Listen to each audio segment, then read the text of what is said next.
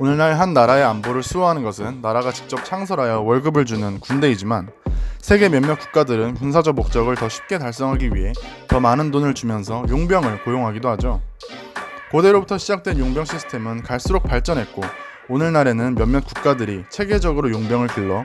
외국으로 수출하는 방식으로 돈벌이를 하고 있는데 현재 세계적으로 인정받고 있는 용병 집단으로 스위스, 독일 용병 등 정말 수많은 부대들이 알려져 있지만 그중 단연 최강의 전투력으로 여러 나라에서 공포의 대상이 되었던 최강의 용병 부대는 바로 남성분들께서는 한 번쯤 들어보았을 구르카 용병입니다. 이 구르카라는 이름은 부대원들의 주요 출신지인 네팔의 산악지역 고르카에서 유래되었는데 이곳은 워낙에 산소가 희박한 고산지라 여기서 자란 네팔인들이 주를 이루고 있는 구르카 용병들은 일반인들과 비교조차 되지 않는 무한한 심폐량 그리고 그에 걸맞는 강인한 체력까지 덤으로 갖추고 있어 그야말로 타고난 전투민족으로 인정받고 있는데요. 그렇기는 해도 전세계 그 많은 용병 집단 중에서 이 구르카가 유독 최고로 인정받는 이유는 대체 무엇일까요? 19세기 초 영국은 식민지였던 인도 국경을 매일같이 침범해대는 네팔군으로 인해 골머리를 앓고 있었으며 결국 양국 간에 전쟁까지 벌어지는데 영국 군대는 네팔 왕군인 고르칼리 부대와 무려 2년이 넘도록 대치한 끝에 네팔 군대를 제압하고 전쟁을 승리로 이끌어낼 수 있었습니다. 이때 긴 전투 속에서 적군의 전투 능력을 높이 평가한 영국의 동인도 회사는 네팔의 평화협정을 제시하고 그 대가로 고르칼리 부대를 고용, 동인도 회사 군대의 직속 산하부대로 예편시키는 일을 추진하게 되는데요.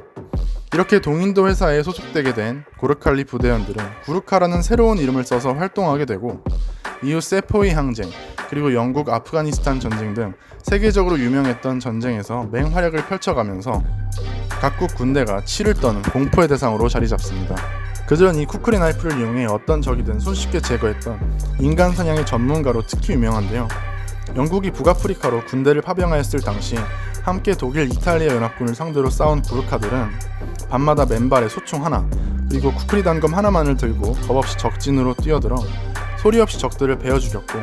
매일같이 계속되는 이 학살에 적군들은 밤새도록 공포에 떨었다고 하며 나아가 동남아시아 지역에서 벌어진 전쟁에서는 일본군을 상대로 또 엄청난 활약을 펼쳤다고 하는데 당시 정글 지역을 이용한 게릴라전에 등했던 일본군은 영국 정규군들조차 싸우기를 상당히 꺼려했던 상대였지만